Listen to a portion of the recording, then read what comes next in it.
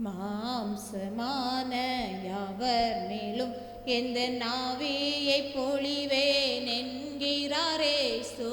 மாம்சமான யாவர் மேலும் எந்த நாவியை பொழிவேன் என்கிறாரேசு.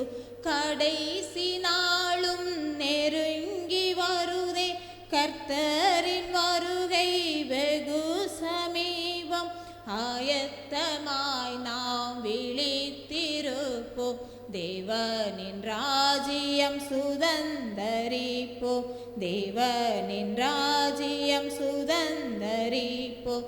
மாம்சமான யாவர் மேலும் எந்த நாவியை பொழிவேன் என்கிறாரேசு.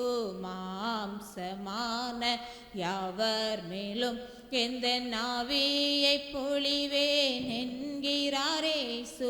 வாலிபர்கள் தரிசனம் காண்பார்கள், மூப்பர்களும் சொப்பனம் காண்பார்கள்.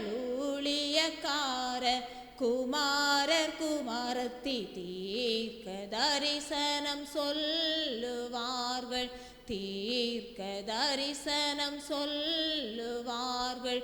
மாம்சமான யாவர் மேலும் எந்த நாவியை பொழிவேன் என்கிறாரேசு. மாம்சமான யாவர் மேலும் எந்த நாவியை பொழிவேன் என்கிறாரேசு.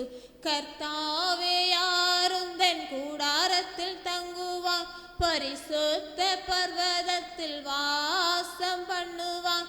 உத்தமனாய் நடந்து நீதியை நடப்பித்து மனதார சத்தியத்தை பேசுபவன் தானே.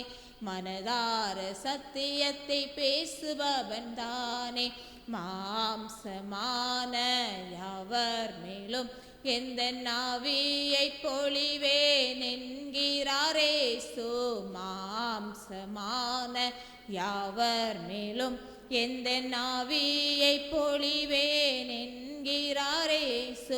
கர்த்தரின் செயல்கள் வல்லமை உள்ளது, கர்த்தரின் செய்கைகள் மிகவும் பெரியது.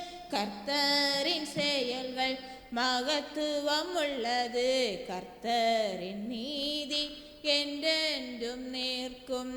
கர்த்தரின் நீதி என்றென்றும் நிற்கும்.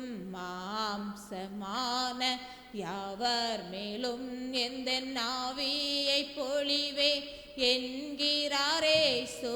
மாம்சமான யாவர் மேலும் எந்த நாவியை பொழிவேன்